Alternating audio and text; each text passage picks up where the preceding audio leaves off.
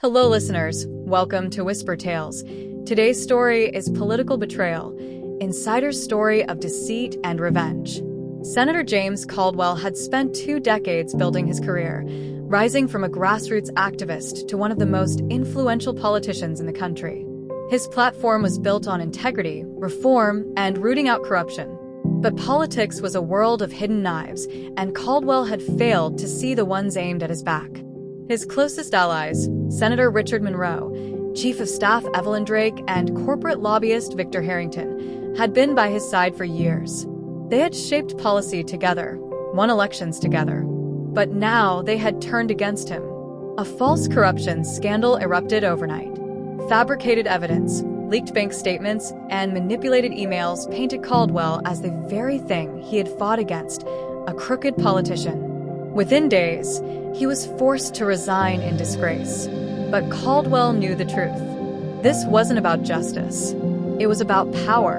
And he wasn't going down without a fight. Publicly ruined, Caldwell withdrew from Washington. The media vultures circled, his allies abandoned him, and his enemies celebrated.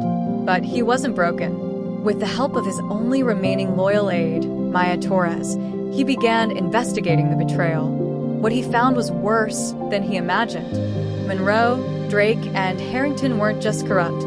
They were part of a massive web of illegal dealings, siphoning taxpayer money through offshore accounts, rigging contracts, and silencing opponents. They had framed Caldwell because he had gotten too close to exposing them. So he made a vow. He wouldn't just clear his name. He would bring them all down. Caldwell knew that traditional legal channels wouldn't work. His enemies had too many people in their pockets. Instead, he used the tools of politics against them. He fed anonymous tips to investigative journalists, leaking just enough to sow suspicion. He reconnected with old contacts in law enforcement, persuading them to reopen cold cases linked to Monroe and Harrington. And he planted the seeds of doubt among his enemies, making them suspect one another of betrayal. Slowly, the walls started closing in. Through a deep cover hacker, Caldwell obtained a trove of secret communications, emails, encrypted messages, offshore banking records. He had proof that Monroe had accepted bribes, that Evelyn Drake had orchestrated smear campaigns, that Harrington had funneled millions into black market deals. It was time to act.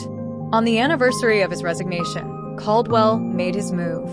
A whistleblower website released the documents. Leaked phone calls, internal memos, and financial records were made public. The nation was shocked. The same politicians who had vilified Caldwell were now scrambling to explain themselves. And he wasn't finished yet. With chaos brewing, Caldwell's allies, those still loyal to him, began working from the inside. Maya Torres infiltrated Monroe's office, leaking critical memos to the press. A former FBI agent reopened an investigation into Harrington's illegal dealings. Drake, fearing exposure, started cutting deals to protect herself. The foundation of their corruption was collapsing. Under immense public pressure, Congress was forced to hold hearings. Monroe, Harrington, and Drake were called to testify. And Caldwell, now vindicated, sat in the front row as his former allies squirmed under questioning. When the evidence was finally revealed, Monroe was led away in handcuffs. Drake turned on Harrington to save herself. And Harrington, once the most powerful lobbyist in the country, was now a pariah. Caldwell didn't just want revenge, he wanted reform. He announced his return to politics, this time as an independent.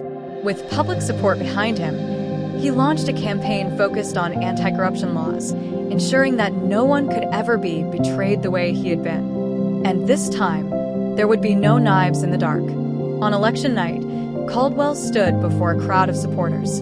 He had won, not just the election but the war. The corrupt had fallen, and the nation had witnessed the return of a leader who refused to be destroyed. Years later, Caldwell sat in his office, looking over the city.